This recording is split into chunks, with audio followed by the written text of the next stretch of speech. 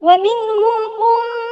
أميون لا يعلمون الكتاب إلا أماني وإن هم إلا يظنون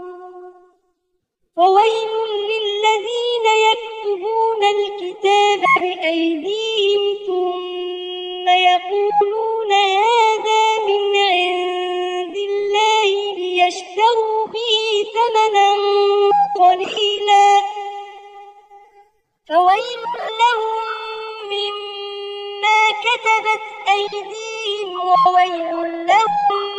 مما يكسبون وقالوا لن تمسنا النار إلا أياما معدودة قل أتخذتم عند الله عهدا فلن يخلف الله عهده أم تقولون على الله ما لا تعلمون